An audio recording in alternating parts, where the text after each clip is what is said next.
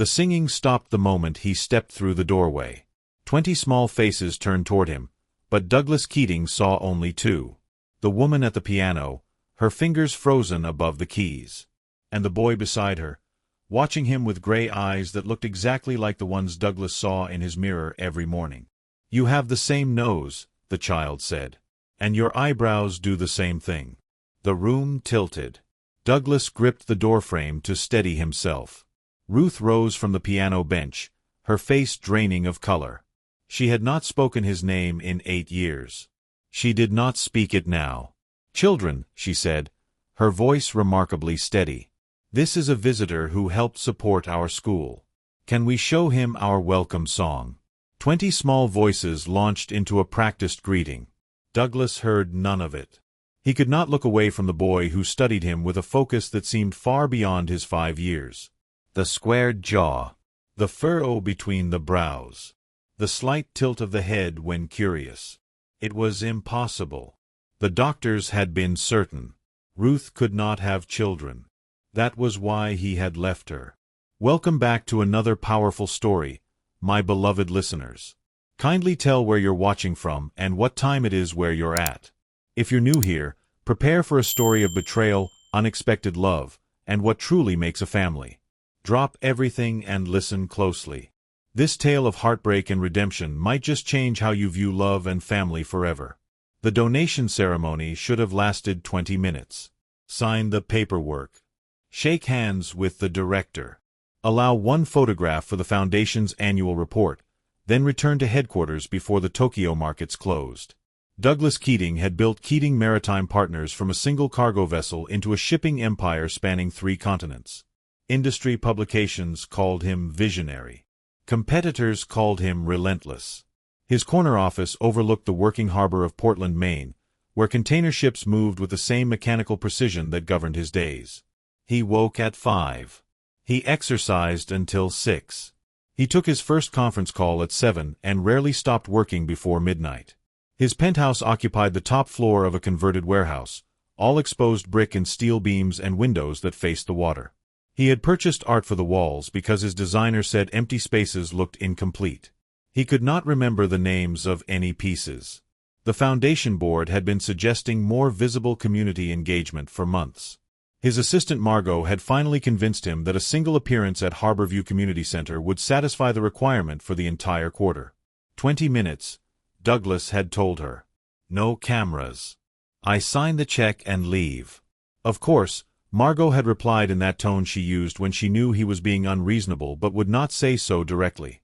The community center occupied a renovated Victorian in the Arts District, its blue facade cheerful against the gray October sky. Douglas's driver pulled to the curb at precisely 10 in the morning. Rain had given way to weak sunshine that did nothing to warm the knot forming in his stomach. He did not know why he felt apprehensive. He had faced down hostile takeover attempts and multi-billion-dollar negotiations without a flicker of uncertainty. A visit to a children's center should have registered as nothing more than a minor inconvenience. Wait here, he told his driver. 20 minutes. The entrance chimed softly as he pushed through the door. Inside, the foyer smelled of cinnamon and beeswax, walls adorned with children's artwork and photographs of small hands engaged in various activities. Music class. Gardening. Painting. Douglas paused before a black and white photograph of tiny fingers on piano keys. Something about the image made his chest tighten in a way he did not want to examine. A receptionist looked up from behind a desk decorated with paper flowers. Can I help you? Douglas Keating. I am here about the foundation grant. Recognition flickered across her face. Oh yes, Miss Calloway is expecting you. She is in the activity room with the children. Calloway. The name should not have made his pulse stutter. It should not have sent electricity down his spine. Ruth had reverted to her maiden name after the divorce. He knew this from the papers his lawyers had prepared 8 years ago. Through there, the receptionist said, pointing down a sunlit hallway. You will hear them before you see them. Douglas nodded and moved forward, each step precise despite the sudden tremor in his hands. Stained glass threw patterns of colored light onto the hardwood floors. The walls were lined with more children's artwork, finger paintings and wobbly self-portraits, each labeled with careful teacher script. Then he heard it. A child singing, the melody simple and clear, drifting from somewhere ahead. His feet moved automatically toward the sound, drawn by something deeper than curiosity. The activity room opened before him. A sunlit space with tall windows overlooking a small courtyard filled with late-blooming flowers. 20 or so children sat on colorful cushions, all focused on a woman seated at an upright piano. Even from behind, she was unmistakable. The elegant curve of her neck. The way her shoulders moved with each note. The dark hair gathered loosely at her nape, now threaded with silver that had not been there before. Then she turned, sensing his presence, and 8 years collapsed into nothing. Ruth. Her fingers still on the keys. The children turned, following her gaze. And that was when Douglas saw the boy. He sat closest to the piano, perhaps 5 years old, with a heart-shaped face and eyes exactly like Douglas's own. The child's small fingers hovered over imaginary keys, mirroring Ruth's movements. When he noticed Douglas watching, he tilted his head in a gesture so achingly familiar that Douglas nearly staggered. It was the exact way his own mother used to look at him when puzzling through a problem. But it could not be. They could not have children. That was what every specialist had confirmed. That was why Douglas had thrown himself into building his empire. That was why he had left. The next 45 minutes passed in a blur. Douglas moved through the motions of the official visit, nodding at appropriate intervals, asking questions about the music program that he could not afterward remember, signing a ceremonial check. All while his mind spun with questions he could not voice in front of 20 pairs of curious eyes. Especially not the pair that followed his every movement with unsettling intensity. The boy watched him with a focus that seemed beyond his years. Once, when Ruth was explaining the benefits of music education to developing minds, the child moved closer to Douglas, studying his hands as if they held some answer he sought. "Your fingers are long," the boy observed quietly. "Like mine." He held up his small hand for comparison, and Douglas found himself automatically mirroring the gesture. Palm facing palm without touching. The similarity was undeniable. The same long fingers. The same slightly crooked pinky. "Yes," Douglas managed. "They are." Ruth appeared then, her expression carefully neutral. "Gus, why do you not show our visitor how well you can play Twinkle Twinkle?" The boy, Gus, nodded solemnly and returned to the piano, playing the simple melody with surprising skill for one so young. Douglas watched, transfixed by the curve of his small shoulders, the serious set of his mouth as he concentrated. Just like me, Douglas thought. Just like I used to be before life hardened me into someone unrecognizable. When the session ended and children scattered toward the lunchroom led by another teacher, Ruth turned to Douglas with practiced professionalism. "Mr. Keating, could I speak with you in my office before you leave?" "Of course." His own voice sounded distant to his ears. Her office was small but warm. Bookshelves filled with colorful titles, a desk cluttered with children's drawings and half-finished cups of tea. So different from his sterile workspace. Yet somehow so familiar. It reminded him of their first apartment, where Ruth had transformed a tiny spare room into a music studio, filling it with life and color and sound. The door closed with a soft click, and they were finally alone. 8 years of silence stretched between them. "His name is August," Ruth said. Her voice was carefully controlled. "The children call him Gus." "Oh." The word scraped from his throat. Ruth crossed her arms. 8 years had only refined her beauty. Lines at her eyes spoke of laughter. A new confidence showed in her posture. But the same quiet grace that had once brought him to his knees remained. "He is not mine biologically," she said. "In case that is what you are calculating. I saw your face when you walked in. I know what you were thinking." Douglas opened his mouth, but she continued before he could form words. "He is adopted. 3 years ago. The resemblance to you is coincidental. Cruel, if you want my opinion." She smiled without warmth. The universe apparently has a sense of humor about these things. Adopted. Relief and disappointment waged war in his chest. Not his blood, but somehow still a mirror of what might have been. "I did not choose him because he looked like you," Ruth added.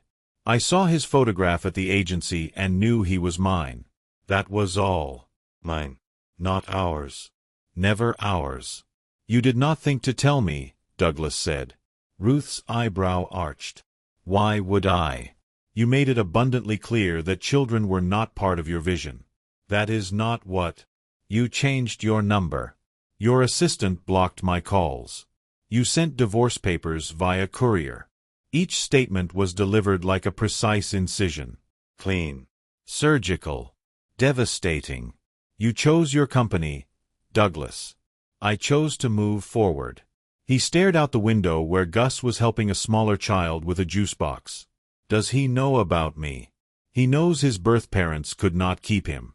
He knows I chose him. Ruth's voice softened slightly. He is not biologically yours, Douglas.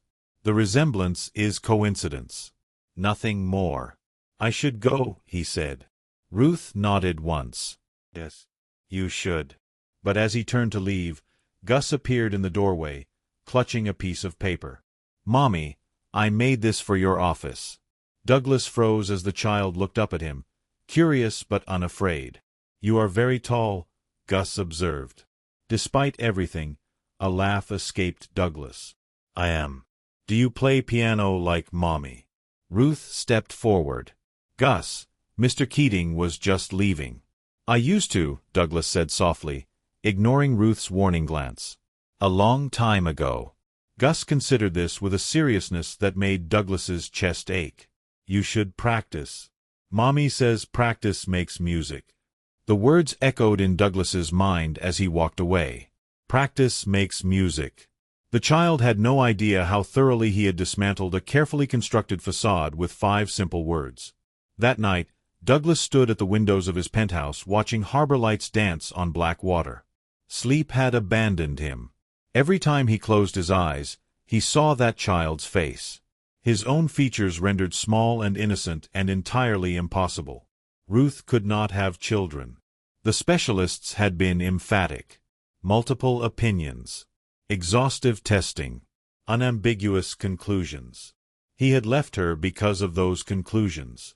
He had rebuilt his entire life on the foundation of their certainty. Yet there sat a 5-year-old boy who could have been Douglas's own childhood photograph brought to life. The cruelty of it struck him fully for the first time. Not just the resemblance, but everything it represented. The family Ruth had built without him. The child she had chosen to love when she could not have one of her own. The life she had created from the ashes of what he had burned to the ground. Douglas crossed to the closet he never opened. Inside hung a single item. A dove-gray wool coat, still wrapped in the plastic from the dry cleaner. Still carrying the faint scent of gardenia.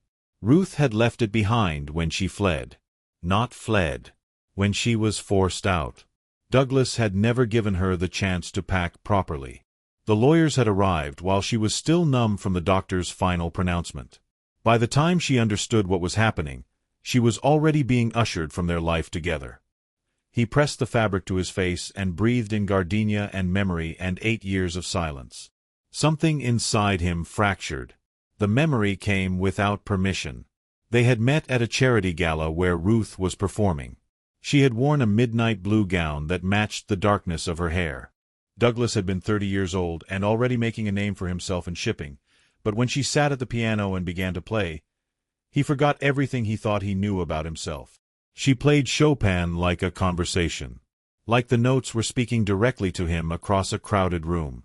When she finished, Douglas found himself standing at the piano without remembering how he got there. That was beautiful, he had said. The words felt inadequate. Ruth had looked up at him with eyes the color of strong tea. Thank you. Do you play? I used to. As a child. She had smiled then, and Douglas felt the world shift on its axis. That is a shame. Music should not be something we outgrow. Their courtship had been swift and certain. Late nights talking about everything and nothing. Mornings waking to her practicing scales. Afternoons spent teaching him simple melodies despite his initial reluctance. Music lives in your hands, she had told him once, her fingers intertwined with his. I can feel it when you touch me. The wedding was small but perfect. Their first apartment overflowed with more books than furniture. On their third anniversary, Douglas surprised her with an antique Steinway that cost nearly his entire savings. She had cried with joy. For 3 years, they were happy.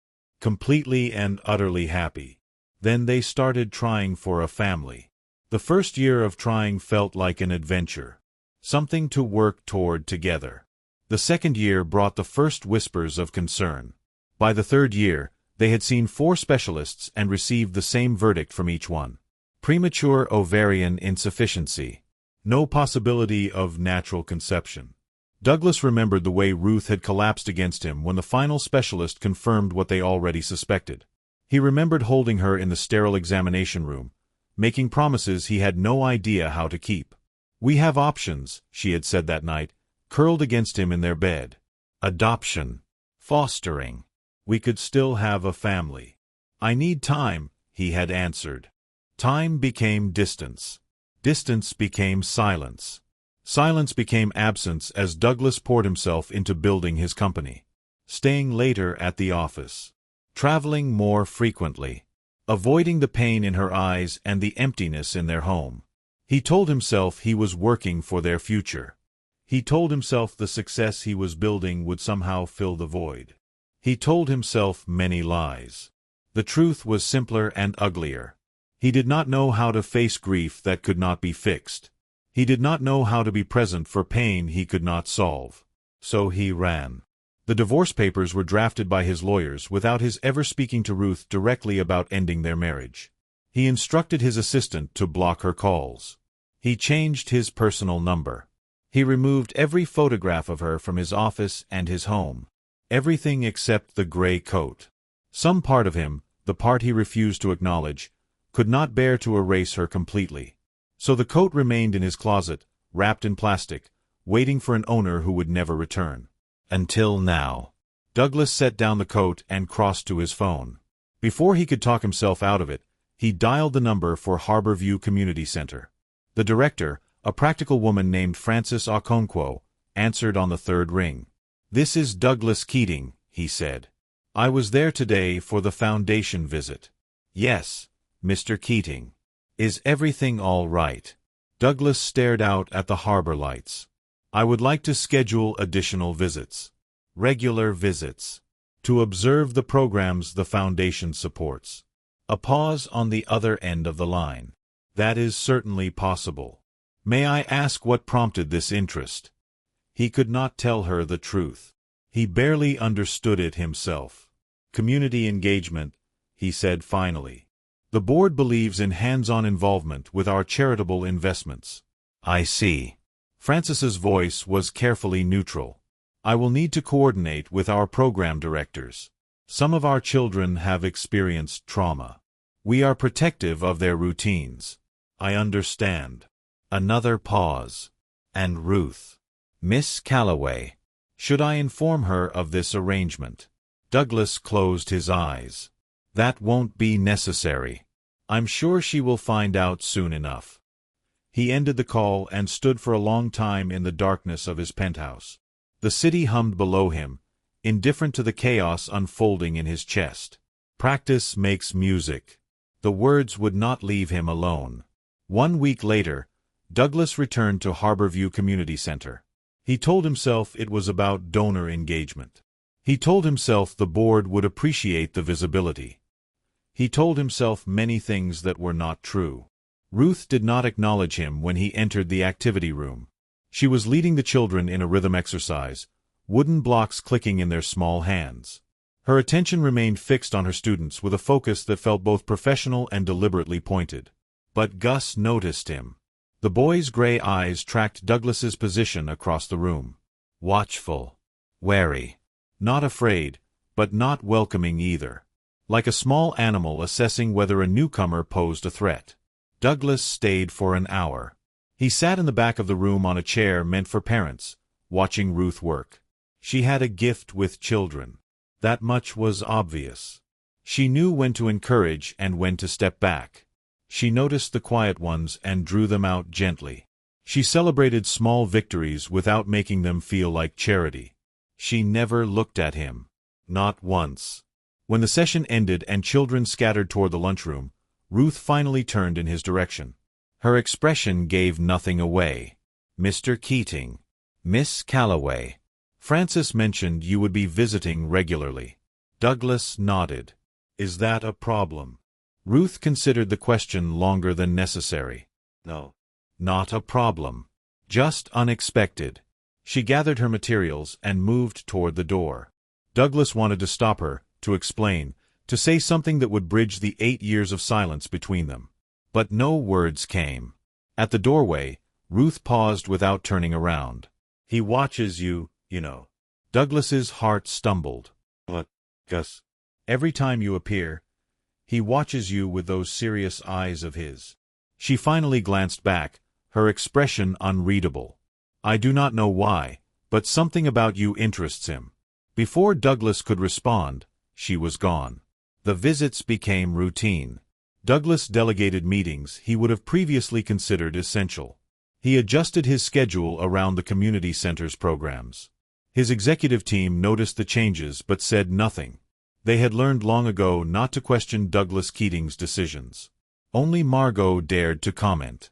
"You have been different lately," she observed one morning, placing a revised calendar on his desk. "Less rigid." Douglas looked up from his laptop. "Is that a complaint?" "No." Margot smiled slightly. "An observation. You have been visiting that community center 3 times a week for almost a month now. The foundation only requires quarterly check-ins. I am thorough." "You are something." Margot gathered her folders. "But thorough is not the word I would use." After she left, Douglas stared at the calendar she had prepared. She was right. His schedule had changed dramatically. Board meetings pushed to afternoons. Travel minimized. The Tokyo project that would normally have required his personal attention delegated to his senior team. Also, he could spend mornings in a converted Victorian, sitting in a chair meant for parents, watching his ex-wife teach music to children. And watching one child in particular. Gus remained wary of him. The boy participated in activities when directed, answered questions when asked, but never sought Douglas out directly. He observed from across the room with those 2 familiar eyes, keeping his distance as if Douglas might vanish at any moment. Which, Douglas realized, was exactly what the child expected. Francis had given him some background during his 3rd visit. His mother died when he was 2. Father unknown. 3 foster placements before Ruth. 3 families that had taken him in and then let him go. 3 times someone had decided he was not worth keeping. No wonder the boy studied Douglas with such careful assessment. He was waiting for the inevitable disappearance. "The children have grown used to you," Francis mentioned one afternoon. Douglas was repairing a broken easel in the craft room while the younger students napped. "They ask for boat stories now.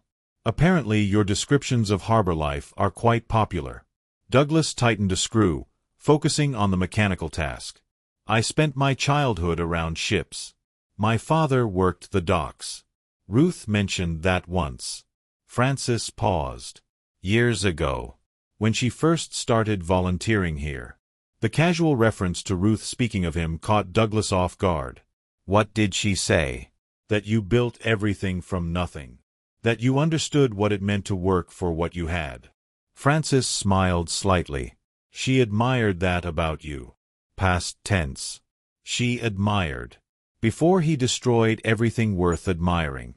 Douglas finished the repair and stood. "I should go. The afternoon session will start soon." Francis nodded, then added quietly, "Ruth says you have been helpful." She does not say that about many people. The word helpful stayed with Douglas for the rest of the day. Such a small validation. Such an ordinary compliment. Yet it mattered more than the acquisition victories that used to define his worth. That evening, as parents arrived to collect their children and the center grew quiet, something unexpected happened. Gus approached Douglas directly. The boy walked across the activity room with obvious purpose, clutching a piece of paper to his chest. He stopped 2 feet away and studied Douglas with solemn consideration. "I made this," Gus said. He held out the paper. Douglas took it carefully. The drawing showed a cargo ship, rendered in the bold colors and uncertain proportions of childhood artwork. But the attention to detail surprised him. The bridge, the crane systems, the container arrangements. This child had been paying attention during the boat stories. In the corner of the drawing, two figures stood at the ship's railing. One tall, one small. That is you and me, Gus explained. We are watching the harbor. Douglas's throat tightened. He could not speak. Do you like it? Douglas knelt to bring himself to the boy's eye level. The movement felt unfamiliar. He could not remember the last time he had knelt for anything. It is beautiful, Gus. The best ship drawing I have ever seen. Something shifted in the child's expression. Not quite a smile, but close. Are you going to keep coming back? The question carried more weight than its simple words suggested. Douglas understood what was really being asked. Every adult who had entered this child's life had eventually vanished. Trust was not given freely. It was earned through consistent presence, through showing up again and again until absence became unthinkable. Yes, Douglas said. I am going to keep coming back. Gus considered this for a long moment. Then he nodded once, a gesture so like Douglas's own decisive acknowledgments that it sparked fresh pain in his chest. The boy took back his drawing and returned to Ruth's side without another word. But something had changed. Some door had opened, just a crack. Ruth had watched the exchange from across the room. When Douglas rose and caught her eye, her expression was guarded but no longer hostile. He asked me about you, she said quietly as Douglas gathered his coat. Last night before bed. He wanted to know if you were a good person or a bad person. Douglas's heart seized. What did you tell him? Ruth met his eyes directly for the first time in weeks. I told him that people are complicated. That sometimes good people do bad things, and sometimes they spend the rest of their lives trying to make it right. And which am I? Ruth studied him the way her son had moments before. Measuring, assessing, deciding. I do not know yet, she said finally. But I am starting to wonder. She walked away before he could respond, leaving Douglas alone with the weight of a possibility he had not dared to consider. The months accumulated slowly, each visit depositing small changes in the landscape between them. Douglas learned the rhythms of Harborview Community Center. Which children needed extra attention. Which volunteers Ruth relied upon. How she calmed a crying toddler with a particular humming tone that seemed to vibrate at exactly the right frequency. He learned about Gus as well. The boy loved ships, which Douglas filed away as either coincidence or fate. Gus had nightmares and Ruth sat with him through them, singing the same melody Douglas had heard that first day. The boy carried a worn photograph of his mother in his pocket, touching it when anxious like a talisman against loss. You are different, Francis observed one afternoon in early spring. When you first came, you counted minutes. Now you forget time entirely. Douglas was helping arrange chairs for a parent meeting, his expensive suit jacket draped over a child-sized table. Perhaps I had nowhere more important to be. Perhaps. Francis gathered her files. Ruth has noticed the changes as well. Has she? She does not speak of it directly. But I see her watching you sometimes. The way she used to watch before. Before. The word hung in the air, heavy with implications. Before I destroyed everything, Douglas said quietly. Francis looked at him with compassion that felt unearned. People are not defined by their worst moments, Mr. Keating. They are defined by what they do after. She left him alone with the chairs and the silence and the question of what he was actually trying to build here. The answer came unexpectedly, delivered by a 5-year-old with his face and Ruth's heart. They were sitting at the art table, building towers from colored blocks. Ruth was in a staff meeting, and a young teacher named Prisha supervised from across the room, trying not to stare at the billionaire folded uncomfortably into children's furniture. Why do you not live with us? Gus asked without preamble. Douglas's hands stilled on the blocks. What do you mean? Tommy's daddy went away, Gus explained, adding a blue block to his tower. But now he lives with them again. He says his daddy got better. Douglas chose his words with extreme care. Your mommy and I are friends. Friends do not always live together.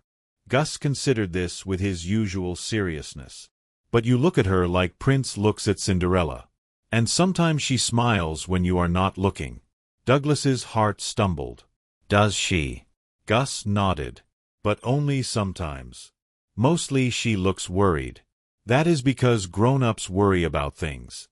Do you worry? All the time, Douglas admitted. About what? About second chances I do not deserve, Douglas thought. About a little boy who reminds me of everything I once threw away. About loving a woman who learned to live without me. About building towers that fall down, he said instead, deliberately placing one block too many. The structure toppled, sending pieces scattering across the table. Gus giggled, the sound pure and unexpected, and Douglas felt something crack open in his chest that had been sealed for years. You are silly, Gus declared. Mommy says you are very smart, but you are actually silly. Ruth talked about him. The knowledge warmed something he had believed frozen. Your mommy is right about many things, Douglas said softly. Later, when Ruth returned from her meeting, she caught Douglas watching Gus during music time. What did he say to make you look like that? She whispered, sitting in the chair beside him. Douglas hesitated. He asked why I do not live with you. Ruth's sharp intake of breath was barely audible. I told him we are friends, Douglas assured her. Nothing more. And are we? Her eyes remained on Gus as he practiced his scales. Friends. If that is all you want us to be. Ruth's fingers worried the hem of her sleeve, a nervous habit Douglas had forgotten until now.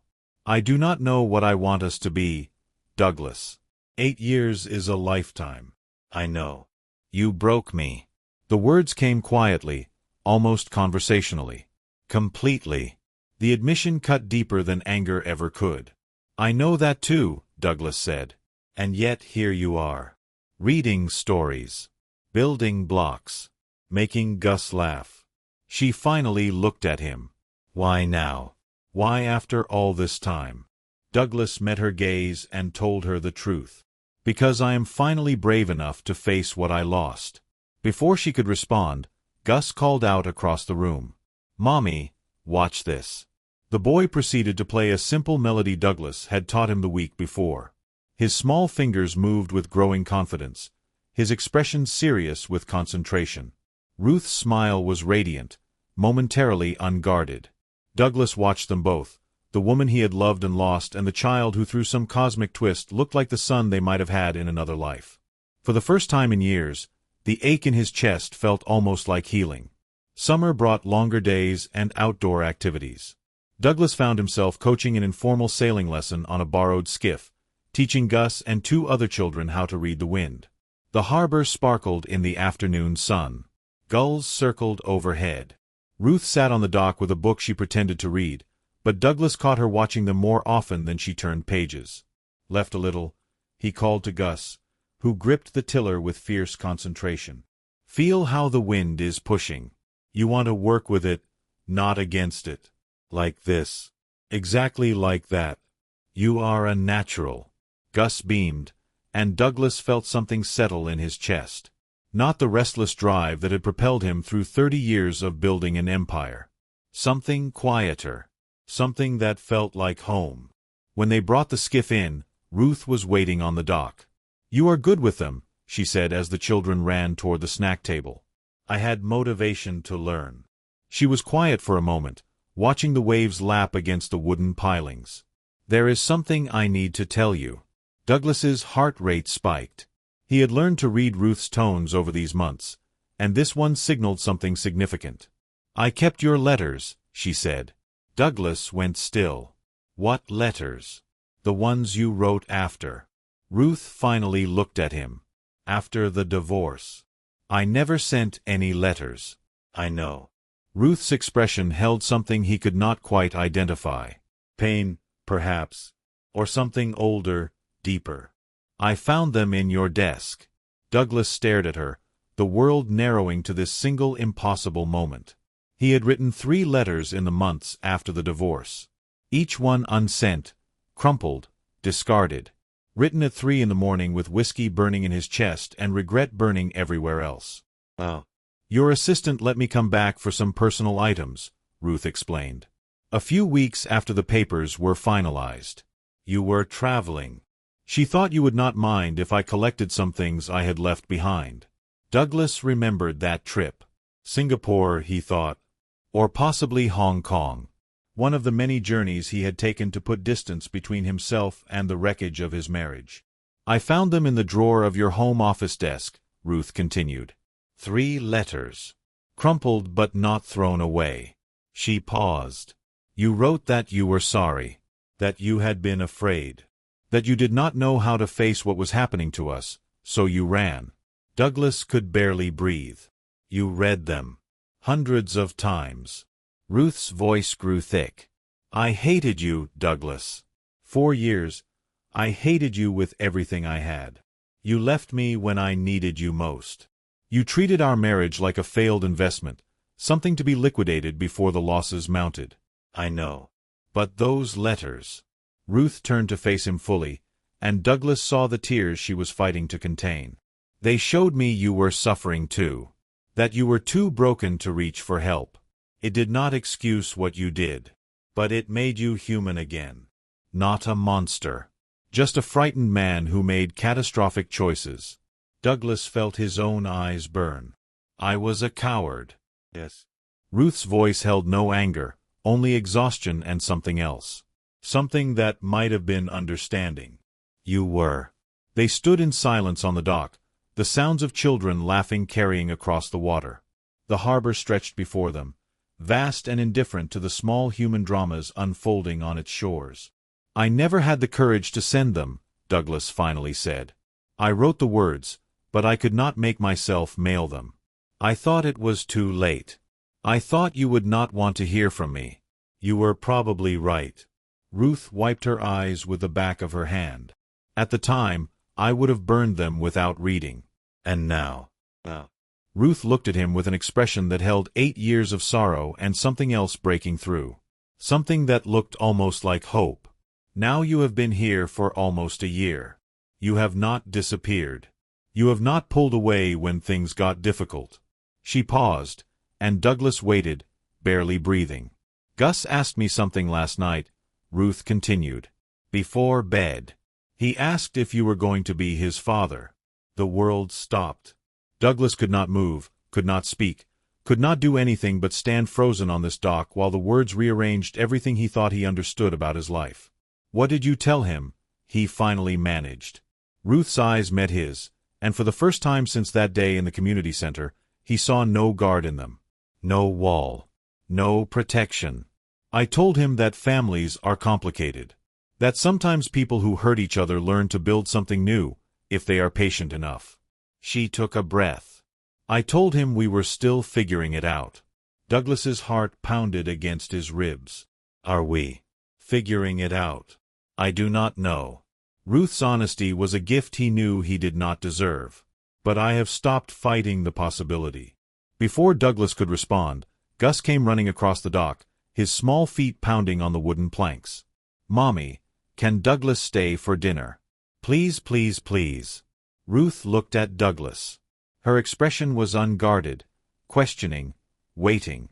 "If that is all right with your mother," Douglas said carefully. Ruth studied him for a long moment. The same measuring look she had given him that first day at the community center. But something had changed behind her eyes. Something had shifted. "Yes," she said finally. "I think that would be all right." Gus cheered and grabbed Douglas's hand, pulling him toward the parking lot. Douglas looked back at Ruth, still standing on the dock. She was smiling. Not the guarded professional smile she had worn like armor for months. Something real. Something that made his chest ache with hope he had not earned and gratitude he could not express. "This is not forgiveness," Ruth called after him. "You understand that?" Douglas nodded. "I understand." "Good." Her smile widened slightly. "Now go. My son is apparently starving." "My son.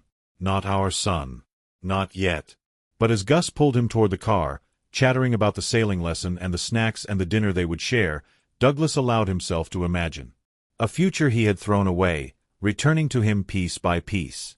Not through luck or money or power. but through the simple, stubborn act of showing up. Again and again. Until absence became unthinkable. Dinner was chaos. Gus insisted on showing Douglas every room in the small craftsman house Ruth had purchased 3 years ago. The boy's bedroom was painted the blue of a summer sky, with paper boats hanging from the ceiling and a bookshelf overflowing with stories about the sea. The kitchen was warm and cluttered, herbs growing on the windowsill, drawings taped to the refrigerator, a calendar marked with community center events and doctor's appointments and reminders to buy more milk. Nothing like the sterile perfection of Douglas's penthouse. Nothing like the home he had shared with Ruth before he destroyed it. "This is where Mommy makes pancakes," Gus announced, pointing to the stove. "And this is where I do my homework. And this is where we read stories before bed." "You have homework?" Douglas asked. "You are 5. Almost 6, Gus corrected with great dignity. "My birthday is in 3 weeks. Ruth appeared in the kitchen doorway, an apron tied around her waist. She looked different here than she did at the community center. Softer. Less guarded. More like the woman Douglas remembered from before. "Gus, let our guest breathe.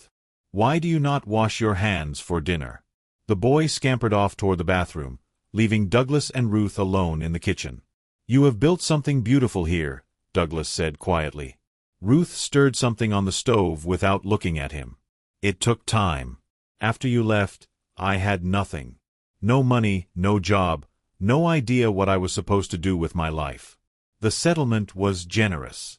Ruth's laugh held no humor. "Money does not rebuild a person, Douglas. It just keeps them fed while they figure out how to survive." Douglas had no response to that. He had never considered what happened to Ruth after the divorce. He had signed the papers and moved forward, building his empire on the assumption that she would simply fade into his past. He had never imagined her struggling. Never pictured her starting over from nothing. Never considered that generosity could still leave someone broken. "I am sorry," he said. The words felt inadequate. Ruth finally looked at him. "I know you are. That is why you are standing in my kitchen." Dinner was simple. Pasta with vegetables, bread Ruth had baked that morning, apple juice for Gus and wine for the adults. They sat at a small table by the window, and Gus dominated the conversation with stories about his friends at the community center, his favorite books, his plans for his birthday party. Douglas listened with an attention he had never given to board meetings or acquisition negotiations. Every word the boy spoke felt precious. Every laugh was a gift he had not earned. After dinner, Gus insisted that Douglas read him a bedtime story. "Please, Mommy," the boy pleaded. "Douglas does the best voices." Ruth looked at Douglas with an expression he could not quite read. "All right. But just one story." They went upstairs together, and Douglas sat on the edge of Gus's small bed while the boy chose a book from his shelf. It was a story about a lighthouse keeper, which Douglas had read to the children at the community center several times. But tonight, with Gus curled against his side and Ruth watching from the doorway, it felt different. It felt like home. When the story ended, Gus was already half asleep. "Will you come back tomorrow?" the boy murmured. Douglas looked at Ruth. She nodded almost imperceptibly. "Yes," Douglas said. "I will come back tomorrow." Gus smiled and closed his eyes. Within minutes, his breathing had deepened into sleep. Douglas and Ruth crept out of the room and stood awkwardly in the hallway. "Thank you," Ruth said quietly. "He does not ask just anyone to read to him. I am honored." They went downstairs and Ruth poured them each another glass of wine. They sat in her small living room, surrounded by books and photographs and the comfortable clutter of a life well lived. "Can I ask you something?" Douglas said. Ruth nodded.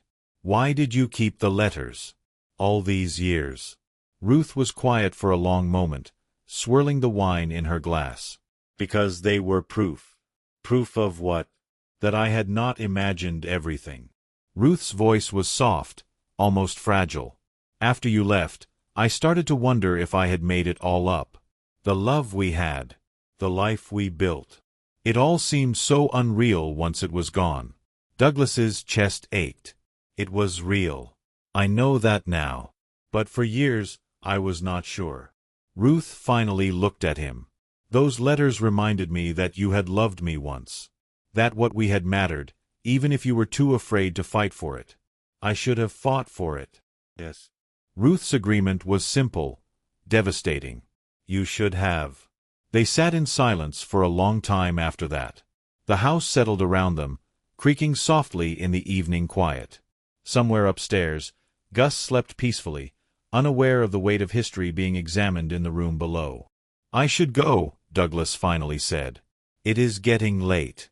Ruth walked him to the door. On the porch, she paused with her hand on the frame. Douglas. Yes. Do not make me regret this. He understood what she meant. Do not disappear. Do not prove that my caution was justified. Do not break what we are carefully, tentatively beginning to rebuild. I will not, he promised. Ruth nodded once, then closed the door. Douglas stood on her porch for a long time, looking at the stars above the small craftsman house. Somewhere inside, a woman who had every reason to hate him was giving him another chance.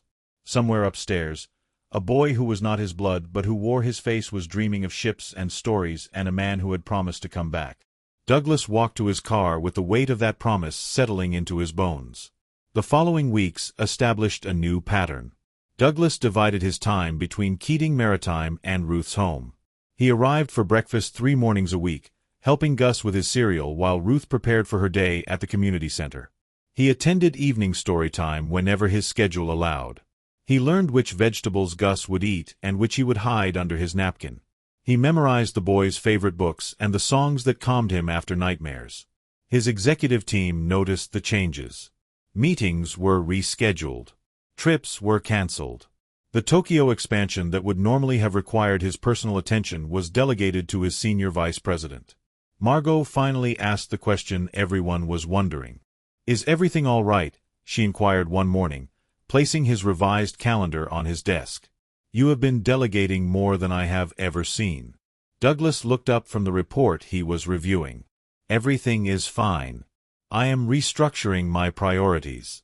Margot studied him with the directness that had made her invaluable over the years. This is about the community center. About her. Douglas did not pretend to misunderstand. Yes. And you are certain this is wise? I am certain it is necessary.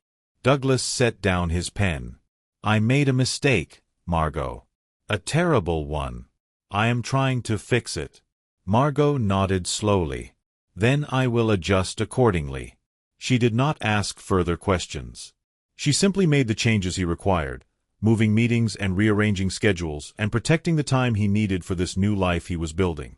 The board noticed as well. Douglas's reduced presence at headquarters prompted concerned inquiries and politely worded memos about leadership visibility. He responded to each with the same message. The company was in excellent hands. His senior team was more than capable. He was focusing on long-term strategic planning. What he did not say was that his long-term planning had nothing to do with shipping routes or acquisition targets. It had everything to do with a small boy's birthday party and a woman who was slowly, carefully learning to trust him again. Gus's 6th birthday arrived on a Saturday in late September. Ruth had planned a small party at the community center. A dozen children, cake and ice cream, games in the courtyard. Douglas arrived early to help set up, carrying bags of decorations and a wrapped present he had agonized over for weeks. What did you get him? Ruth asked as they hung streamers in the activity room. A telescope. Douglas climbed down from the ladder. He has been talking about the stars lately. I thought he might enjoy seeing them up close. Ruth paused, a streamer trailing from her hand. That is thoughtful. Too much. No. Ruth shook her head. Just right. The party was chaos in the best possible way. Children ran and shrieked and stuffed themselves with cake. Gus tore open presents with gleeful abandon, exclaiming over each gift with genuine delight. When he reached Douglas's package, he went quiet. A telescope. The boy's voice was hushed with wonder. So you can see the stars, Douglas said. Gus looked up at him with those gray eyes, so like his own. Will you show me how to use it? Of course.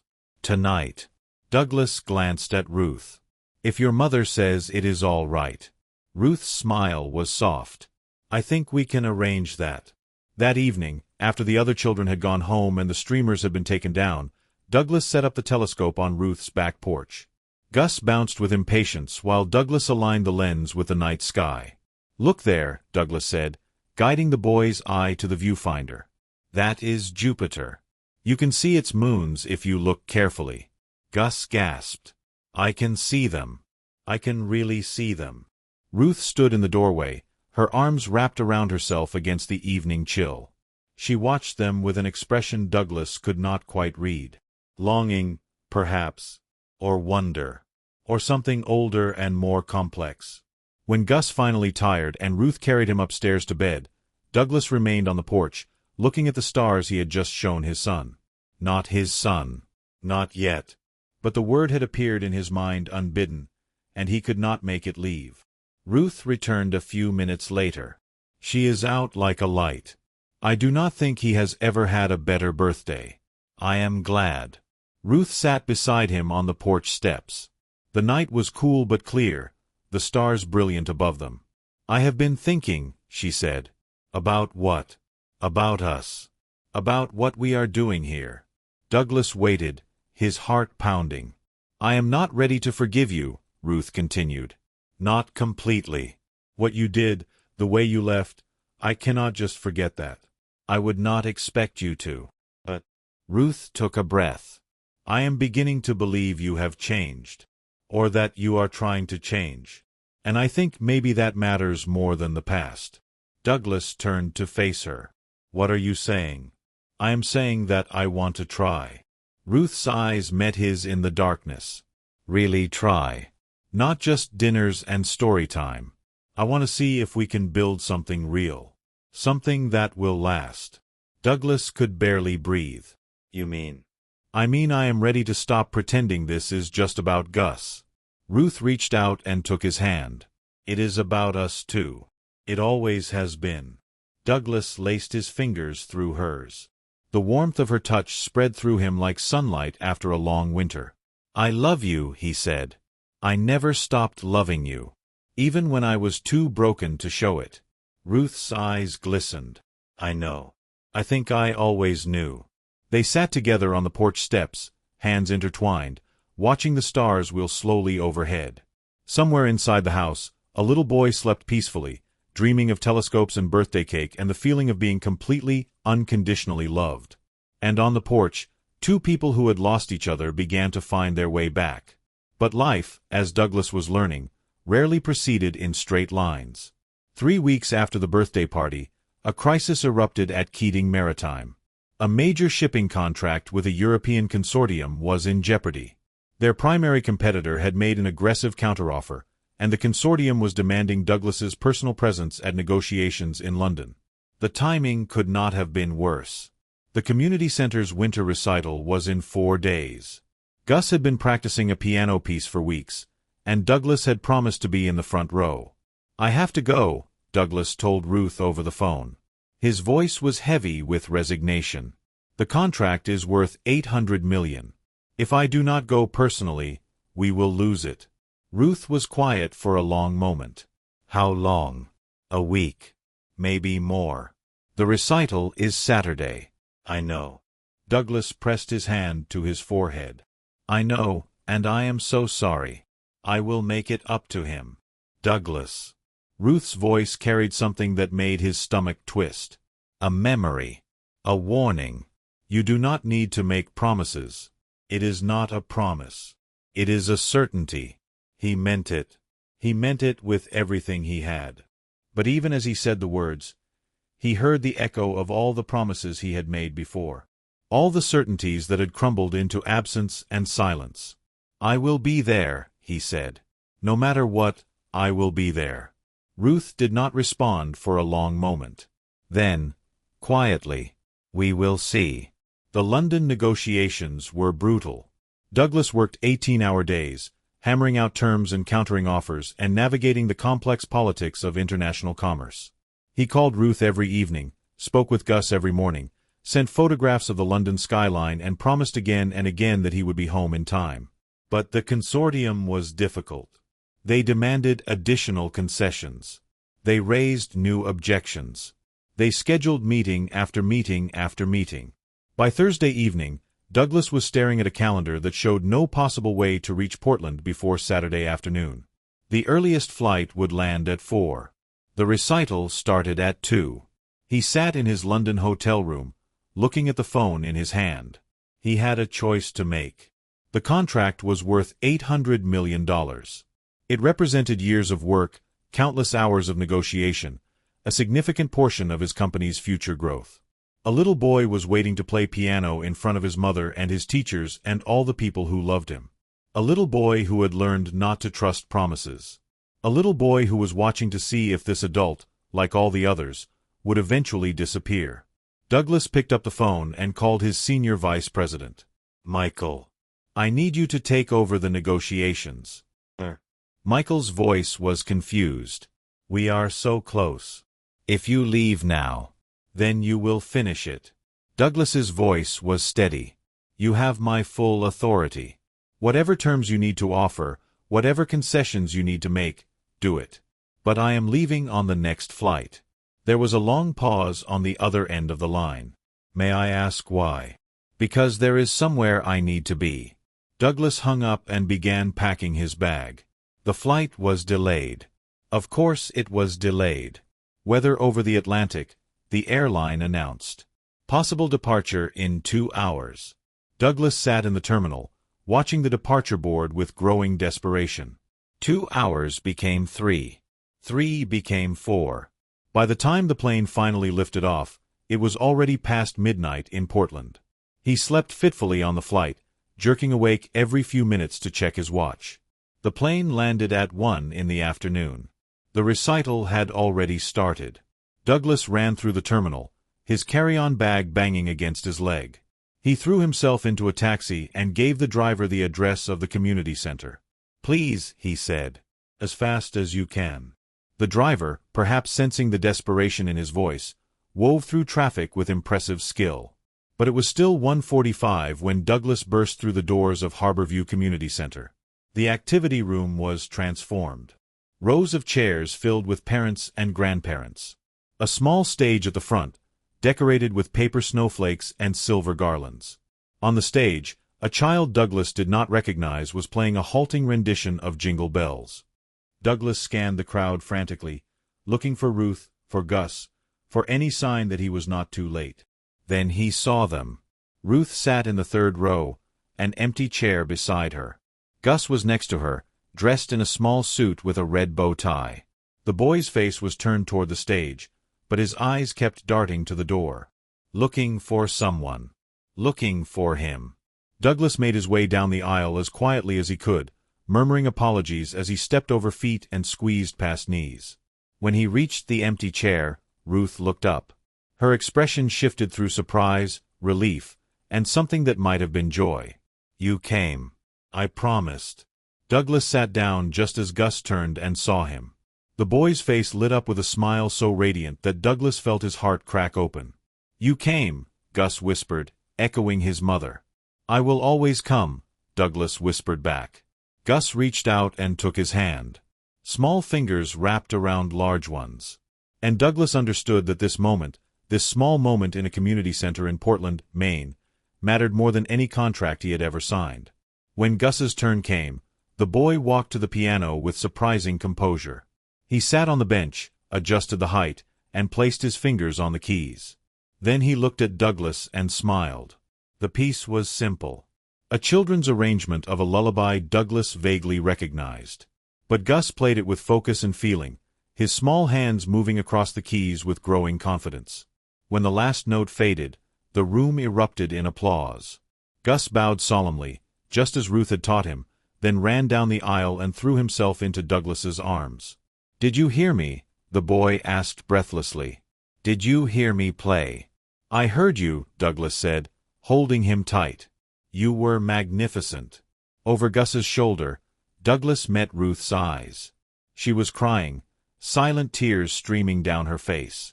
But she was smiling too. "Thank you," she mouthed. Douglas nodded, his own eyes burning. He had made it. He had kept his promise. And somehow, That felt like the most important thing he had ever done. That evening, after the recital was over and the decorations were taken down, Douglas and Ruth sat together on her porch. Gus was asleep upstairs, exhausted by the excitement of the day. Michael called, Douglas said. The negotiations are done. We got the contract. Ruth looked at him. And you were not there to close it. No. How do you feel about that? Douglas considered the question. I feel like I made the right choice. Ruth was quiet for a moment. That is not the man I was married to. No. Douglas took her hand. It is not. Ruth leaned her head against his shoulder. They sat together in the darkness, listening to the sounds of the neighborhood settling into sleep. I have something for you, Douglas said after a while. What? He reached into his bag and pulled out a small box. Not a ring box. Something larger, flatter. Ruth opened it carefully. Inside lay a golden treble clef pendant on a delicate chain. I saw it in London, Douglas said. It reminded me of you. Ruth lifted the pendant, watching it catch the light. It is beautiful. There is an inscription on the back. Ruth turned it over and read the words etched into the gold. For our someday. Her breath caught. That was what you wrote, she said. On the sheet music. The lullaby you composed for me. Before everything fell apart. You remember. I remember everything. Ruth closed her hand around the pendant. I could not forget even when I wanted to. Douglas took her hand, the pendant pressed between their palms. I do not expect you to wear it. I just wanted you to know that I never stopped hoping, even when I was too broken to admit it. Ruth was quiet for a long time. Then she lifted the chain and clasped it around her neck. Our someday, she said softly.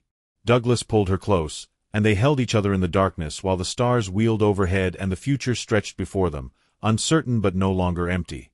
Winter deepened, and Douglas's presence in Ruth's home became less exception and more expectation. He kept clothes in the guest room closet. His coffee mug had a designated spot in the kitchen. Gus had started calling him by his first name without the formality of Mr., and Ruth had stopped asking if he wanted to stay for dinner. She simply set 3 places at the table. But there was one thing Douglas had not yet done. One relic of the past that remained unaddressed. On a cold evening in January, Douglas arrived at Ruth's door carrying a garment bag. What is that? Ruth asked as she let him in. Something that belongs to you. Douglas unzipped the bag and lifted out the dove-gray wool coat. It still smelled faintly of gardenia, despite the years. The fabric was as soft as he remembered. Ruth stared at it without speaking. You left it behind, Douglas said quietly. When you left. I kept it all these years. Ruth reached out and touched the fabric. Her fingers trembled. Why?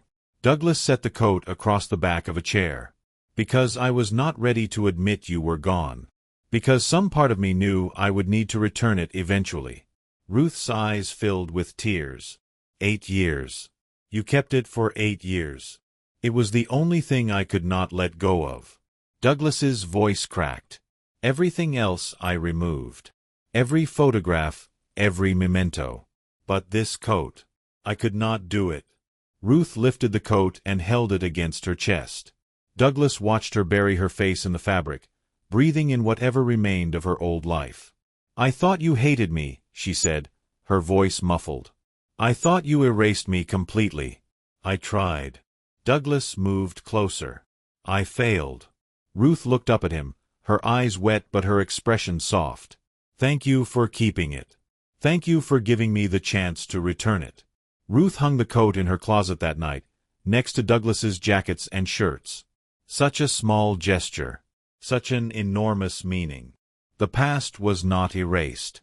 It could never be erased. But perhaps it could be transformed into something that pointed toward the future instead of anchoring them to old wounds. Spring arrived slowly, the snow melting into mud and the mud giving way to the first tentative blooms of crocuses and daffodils. Gus celebrated his first full year with Ruth. The adoption had been finalized the previous summer, making her his mother in the eyes of the law. But for Douglas, the question of his own role remained unresolved. He was present. He was committed. He was, by any reasonable measure, acting as Gus's father. But there was no paper that made it official. No legal recognition of what they had become. "I have been thinking," Douglas said one evening. They were washing dishes together, Gus already asleep upstairs. "About what?" Ruth asked. "About Gus. About our family." Douglas set down the dish he was drying. "I would like to adopt him. Legally." Ruth's hands stilled in the soapy water. "I know it is complicated," Douglas continued. "I know I would need to prove myself to the courts. But I want him to know that I am not going anywhere. That he has a father who chose him." Ruth did not respond for a long moment. When she finally spoke, her voice was thick. "He asked me about that," she said. "A few weeks ago. He asked if you were going to be his daddy forever or just for a while." "What did you tell him?" "That you would have to answer that question yourself." Douglas felt his heart expand in his chest. "Then I am answering it. I want to be his father. If you will let me." Ruth turned to face him, soap suds dripping from her hands. "This is not something you can undo, Douglas. If you commit to this, if you become his father, you cannot walk away. Not ever." "I know. Do you?" Ruth's eyes searched his face. "Because you walked away from me once. You walked away when I needed you most. How do I know you will not do the same to him?" Douglas took her hands in his, soap suds and all. "Because I am not the same man I was. Because I have learned what matters. Because I would rather die than see that boy's face when he realizes I have abandoned him." Ruth studied him for a long moment. Then she nodded. "All right," she said. "We will start the process." Douglas pulled her into his arms and held her while joy and terror and gratitude washed through him in equal measure. He was going to be a father. The legal process was lengthy and complex. Home studies, background checks, interviews with social workers. Douglas submitted to all of it without complaint. He opened his financial records, his medical history, his personal life to the scrutiny of people whose job was to determine whether he was fit to raise a child. There were moments of doubt. Moments when the social worker asked about his first marriage and Douglas had to explain, carefully and honestly, how he had failed Ruth. How he had abandoned her when she needed him most. How he was trying to become a better man. The social worker listened without judgment. She asked questions. She took notes. And at the end of the interview, she looked at Douglas with something like respect. "Most people make excuses," she said. "They blame circumstances or other people. You have taken responsibility." "I did something terrible," Douglas replied. "The least I can do is admit it." The social worker nodded. "That is more than most people manage." The approval came in late April. Douglas received the call while he was at the office, and he had to sit down before his legs gave out beneath him. "Congratulations, Mr. Keating. Your petition for adoption has been approved." Douglas thanked her and hung up the phone. Then he sat at his desk and cried for the first time in years. That evening, he arrived at Ruth's house with champagne and a document folder. "It is official," he said when she opened the door. "I am going to be his father." Ruth threw her arms around him and held on tight. Gus appeared at the top of the stairs, rubbing sleep from his eyes. "What is happening?" Douglas looked up at the boy who had changed everything. "Come down here, Gus. I have something to tell you." Gus descended the stairs slowly, his expression curious but wary. He had learned not to trust good news. He had learned that happiness could be snatched away without warning. Douglas knelt to bring himself to the boy's level. "Do you remember when you asked your mother if I was going to be your daddy forever?" Gus nodded. "I have some papers here." Douglas held up the folder. "They say that I am your father now. Officially. Legally. Forever." Gus stared at him. "Forever, forever. Forever, forever," Douglas confirmed. "No matter what happens. I am your dad, and you are my son." Gus launched himself into Douglas's arms with such force that they both nearly toppled over. Douglas held him tight, feeling the small body shake with sobs. "I knew you would stay," Gus said into his shoulder. "I knew you would not leave." Douglas looked up at Ruth, who was crying and laughing at the same time. "I am not going anywhere," he said. "Not ever." The adoption ceremony took place on a sunny morning in May. It was a simple proceeding. A judge's chambers. A few signatures. Some photographs for the official record. But to Douglas, it felt like the most significant moment of his life. When the judge pronounced the adoption complete, Gus looked up at Douglas with shining eyes. "Now you are my real dad," he said. Douglas knelt and took the boy's hands in his. "I have been your real dad for a long time," he said. "The paper just makes it official." They celebrated with lunch at Gus's favorite restaurant, then ice cream in the park. Ruth watched her two boys, as she had started calling them, with an expression of quiet wonder. "I never imagined this," she told Douglas that evening. "When I adopted Gus, I thought it would just be the two of us forever. I never imagined having a partner. Having a family." Douglas took her hand. "Neither did I. But here we are." "Here we are," Ruth agreed. They sat together on the porch, watching Gus chase fireflies in the gathering dusk. The air smelled of cut grass and summer flowers. Somewhere down the street, a neighbor was grilling dinner. The ordinary sounds and smells of a life Douglas had never allowed himself to want. "There is something I need to ask you," Douglas said. Ruth looked at him with curiosity. "Not tonight," Douglas added quickly. "But soon. Something important." Ruth studied his face for a long moment. Then she smiled. "I will be ready," she said. "Whenever you are." Douglas waited 3 more weeks. He waited until Gus was at a sleepover with a friend from the community center. He waited until Ruth had finished a long week at work and was relaxed and happy. He waited until the evening was warm and the stars were bright and everything felt exactly right. They sat together at her piano, playing a duet the way they had started doing in recent months. Their hands moved in comfortable harmony, filling the house with music. When the last notes faded, Douglas turned to her. "I have loved you for 15 years, he said. "Through marriage and divorce and all the years of silence in between. I loved you when I was too broken to show it, and I loved you when I was too proud to admit it. I have loved you every single day since the moment I first heard you play." Ruth's eyes glistened, but she did not speak. "I know I do not deserve you," Douglas continued. "I know I broke everything we had and it took me 8 years to find the courage to try to rebuild it. But I am asking anyway, because I cannot imagine my life without you. Because you and Gus are everything to me now." He reached into his pocket and pulled out a small velvet box. "Ruth Calloway, will you marry me? Again. But better this time." Ruth opened the box. Inside lay a ring unlike her first one. Not a diamond.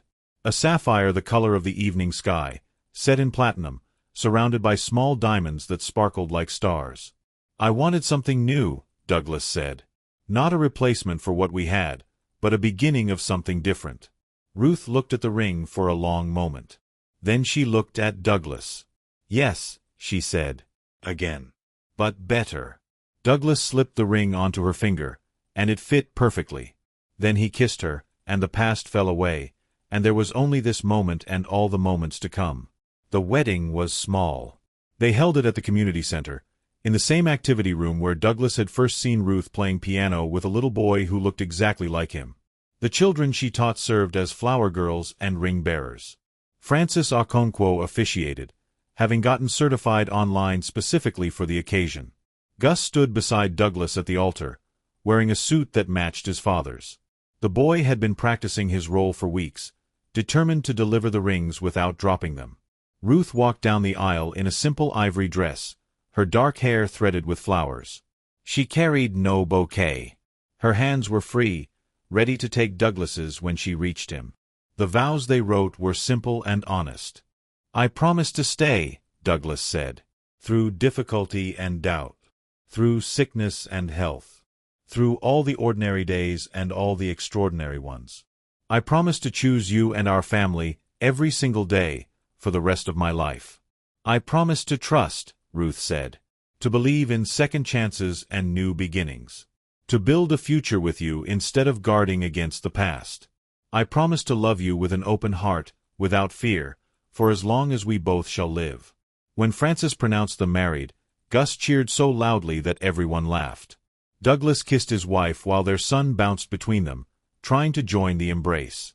Ruth reached down and lifted Gus into her arms, and Douglas wrapped them both in his. A family, complete. Later, after the cake was cut and the guests had gone home, Douglas stood on the porch of their house.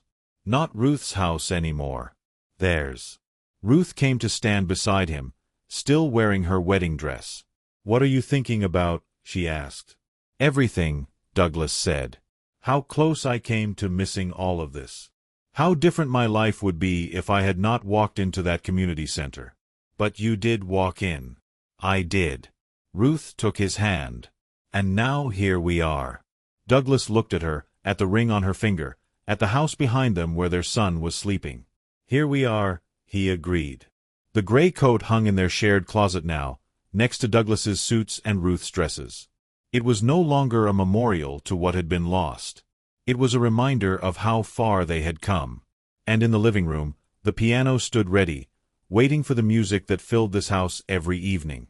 The lullaby Douglas had composed years ago, the one he had titled Someday, had become Gus's favorite bedtime song. The boy did not know that his father had written it during a time of hope that had been crushed and buried and resurrected against all odds. He only knew that it was beautiful, and that his parents played it together, and that it meant he was loved. That was enough. That was everything. On their first anniversary, Douglas and Ruth returned to the community center for the spring recital. Gus was 7 now, tall for his age and serious in the way that Douglas had once been serious. He had been taking piano lessons from his mother for 2 years, and his skill had grown remarkably. For the recital, he had prepared something special. "Ladies and gentlemen," Francis announced from the small stage, "we have a very special performance to close our show today. August Keating will be playing a piece called Someday, accompanied by his parents." The audience murmured with surprise as Douglas and Ruth joined their son at the piano bench. It was a tight fit, 3 people on a bench meant for one. But they made it work. Gus placed his fingers on the keys. Douglas sat on his left, Ruth on his right. They had rehearsed this for weeks, working out the harmonies and transitions until the 3 parts flowed together seamlessly. "This song was written by my dad," Gus announced to the audience. "A long time ago. Before I was born. He wrote it for my mom because he loved her. And now we play it together because we are a family." The room went silent. Then Gus began to play. The melody rose between them, passed from hand to hand, growing and swelling until it filled the room. Douglas played the bass notes, Ruth the treble harmonies, and Gus the melody that tied it all together. When the final chord faded, the silence stretched for one long moment. Then the audience erupted in applause. Gus bowed with the solemnity of a concert pianist. Douglas and Ruth rose and bowed with him. And for just a moment, Douglas allowed himself to feel the full weight of everything he had almost lost and everything he had somehow, against all odds, regained. That night, after Gus was in bed and the house was quiet, Douglas and Ruth sat together at the piano. "I have been thinking," Ruth said. "That sounds serious." "It is." Ruth's fingers moved idly over the keys, picking out fragments of melodies. "Do you remember what you wrote on that sheet music?" "The original. The one you gave me before everything fell apart." "For our someday," Douglas said. "Yes." Ruth looked at him. "I thought someday was a destination. A place we would eventually reach. But I was wrong. What is it then?" "Someday is today." Ruth's voice was soft but certain. "It is every day we choose each other. Every morning we wake up together. Every evening we put Gus to bed. Someday is not the future. It is now." Douglas pulled her close and held her as the truth of her words settled into his bones. All those years of striving. All those years of building an empire to fill the emptiness inside him. And the answer had never been in the boardrooms or the balance sheets. It had been here, in this small house, with this woman and this child. Home was not a place. It was a choice. A choice he would make again and again, every day, for the rest of his life. "I love you," he said into her hair. "I know," Ruth replied. "That is why I married you." Again. But better. Douglas laughed, and Ruth laughed with him, and the sound of their joy filled the house where a family lived and loved and played music together. And in the morning, when the sun rose over the harbor and the first light crept through the windows, Douglas woke to the sound of Gus practicing scales in the living room. Ruth stirred beside him, reaching for his hand without opening her eyes. "Your turn to make breakfast," she murmured. Douglas smiled and kissed her forehead. Then he rose and went downstairs to start the coffee and make pancakes for his son. The gray coat hung in the closet, a reminder of paths not taken and chances nearly missed. The letters he had written and never sent were tucked away in a box, no longer needed now that every word had been spoken aloud. The ring on Ruth's finger caught the morning light, a symbol of promises kept. Outside, the harbor sparkled in the spring sunshine. Boats moved slowly through the water, going about their business as they had for generations. The world continued on, indifferent to the small dramas of individual lives. But inside this house, something had changed. Something had healed. A man who had once run from everything that mattered had learned to stay. A woman who had learned to live without hope had found it again. And a child who had expected to be abandoned had discovered that some people keep their promises. That was the story of Douglas and Ruth and Gus. Not a story of grand gestures or dramatic declarations. Just a story of showing up. Day after day. Month after month. Year after year. Until absence became unthinkable. Until staying became as natural as breathing. Until family was not just a word but a living, breathing reality, built from patience and persistence and the stubborn refusal to give up. Practice makes music, Gus had told Douglas on that first day. It had taken Douglas a long time to understand what the boy meant. Music was not about talent or technique. It was about dedication. About returning to the piano every day, even when the notes did not come easily. About trusting that persistence would eventually yield beauty. The same was true of love. The same was true of family. The same was true of life itself. You showed up. You tried. You failed. You tried again. And eventually, if you were very lucky, you found yourself exactly where you were meant to be. Douglas flipped a pancake and listened to his son play piano and felt the presence of his wife stirring upstairs, and he knew with absolute certainty that this was where he belonged. This was his someday. This was his home. The end.